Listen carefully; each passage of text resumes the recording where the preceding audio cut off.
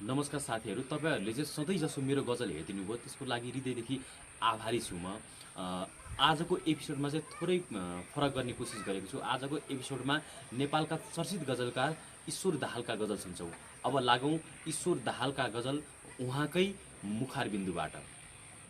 यहाँ कसैको मृत्युमा समेत दुःख खास लाग्दैन। यहाँ कसैको मृत्युमा समेत दुःख खास लाग्दैन। मान्छेलाई आफू पनि हो एक दिनको लास लाग्दैन। यहाँ कसैको मृत्युमा समेत दुःख खास लाग्दैन। मान्छेलाई आफू पनि हो एक दिनको लास लाग्दैन। म नचिनेको हजामलाई गलामा छुरा राख्न दिन्छु। म नचिनेको हजामलाई गलामा छुरा राख्न दिन्छु। तिमीलाई किन आफ्नै मान्छेमा विश्वास लाग्दैन?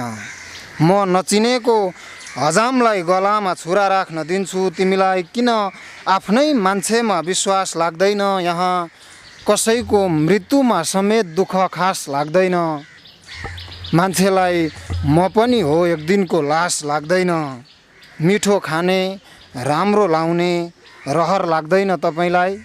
मिठो खाने राम्रो लाउने रहर लाग्दैन तपाईलाई? मिठो खाने राम्रो लाउने रहर लाग्दैन तपाईलाई? लाग्दैन साथी मरुभूमि चिनेपछि प्यास लाग्दैन। लाग्दैन साथी मरुभूमि चिनेपछि प्यास लाग्दैन। अरू कसैलाई पनि भनेको थिएँ तिमी बिना मर्छु। अरू कसैलाई पनि भनेको थिएँ तिमी बिना मर्छु। अरू कसैलाई पनि भनेको थिएँ तिमी बिना मर्छु। आज फेरि तिमी बिना पनि बाँच्ने आश लाग्दैन।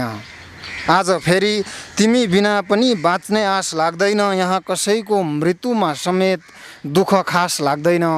मान्छेलाई आफू पनि हो एक दिनको लास लाग्दैन। गुनासो छैन को सँगै हिँडेका छन् को छोड्नु पर्यो। गुनासो छैन को सँगै हिँडेका छन् को छोड्नु पर्यो। जिन्दगी एक्लैले दौडनु पर्ने दौड हो छोड्नु पर्यो। गुनासो छैन को सँगै हिँडेका छन् को छोड्नु पर्यो। जिन्दगी एक्लैले दौडनु पर्ने दौड हो छोड्नु पर्यो। तिमी यति ढिला आइपुग्यौ कि स्वेटर लिएर। तिमी यति ढिला आइपुग्यौ कि स्वेटर लिएर। तिमी यति ढिला आइपुग्यौ कि स्वेटर लिएर। यहाँ कठ्याङ्ग्री रहेको मलाई आगो छोड्नु पर्यो। यहाँ कठ्याङ्ग्री रहेको मलाई आगो छोड्नु पर्यो। आउँछु भन्नेहरू नआएर खास दुःख लागेको होइन। आउँछु भन्नेहरू नआएर खास दुःख लागेको होइन।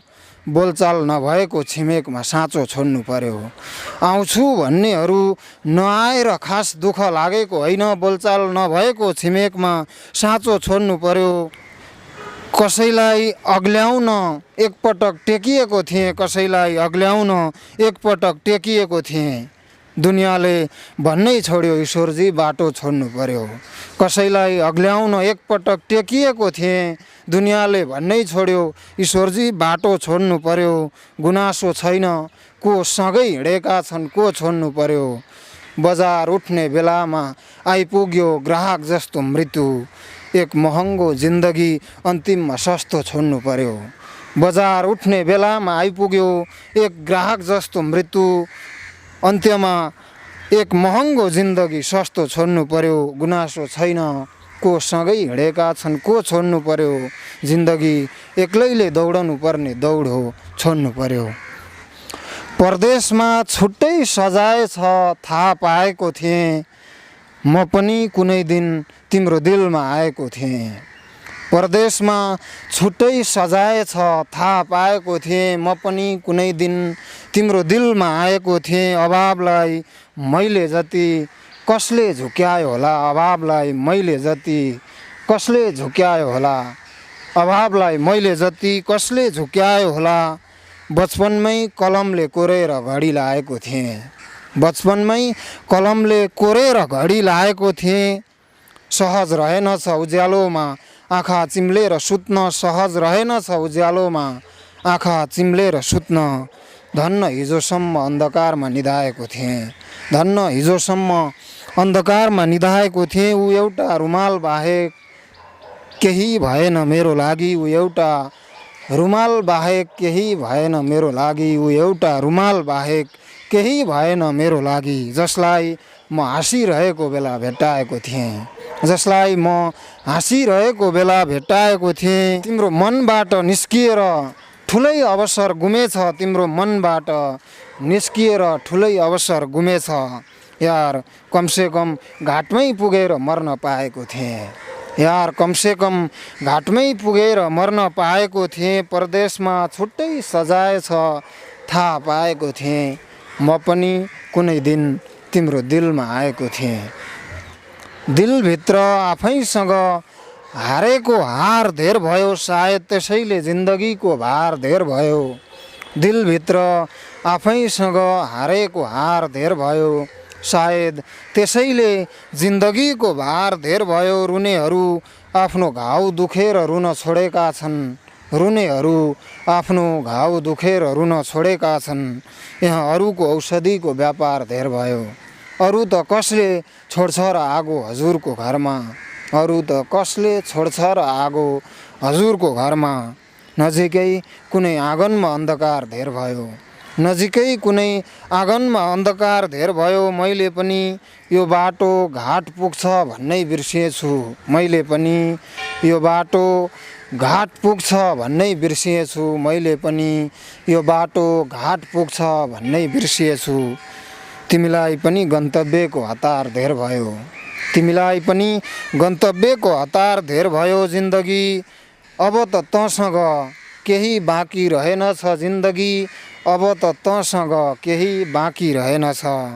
अब त भएको एउटै चौकीदार धेर भयो। टाढासम्म भोग दिनेहरूको लाम भएको छ, टाढासम्म भोग दिनेहरूको लाम भएको छ। तिम्रो ठेस लागेको ढुङ्गो धाम भएको छ, टाढासम्म भोग दिनेहरूको लाम भएको छ। तिम्रो ठेस लागेको ढुङ्गो धाम भएको छ।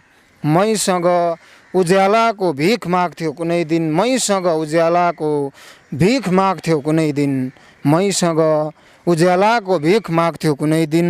आजकल जो मेरै सहरको घाम भएको छ, मैसँग उज्यालाको भिख माग्थ्यो कुनै दिन, आजकल जो मेरै सहरको घाम भएको छ। एउटा वचनले नै मर्दा रहेछन् धेरै मान्छेहरू, त्यसै हतियार र विषको बदनाम भएको छ। यहाँ झटारो हान्नेहरूको कमी छैन तँलाई, यहाँ झटारो हान्नेहरूको कमी छैन तँलाई। धन्न दाउराको दुःखबाट आराम भएको छ, यहाँ झटारो हान्नेहरूको कमी छैन तँलाई। धन्न दाउराको दुःखबाट आराम भएको छ, टाढासम्म भोग दिनेहरूको लाम भएको छ। तिम्रो ठेस लागेको ढुङ्गो धाम भएको छ। साथीहरू, तपाईहरूलाई ईश्वर दाहालका गजल कस्तो लाग्यो तलको कमेन्ट बक्समा आफ्नो प्रतिक्रिया राखिदिनु होला। साथै तपाईहरूलाई ईश्वर दाहालको गजलले धेरै नै प्रेरित गरेको भए म अर्को एपिसोडमा पनि उहाँका गजल लिएर उपस्थित हुनेछु। आजको लागि यो एपिसोडबाट बिदा हुन्छु। हामी पुनः अर्को एपिसोडमा भेट हुनेछौँ। नमस्ते।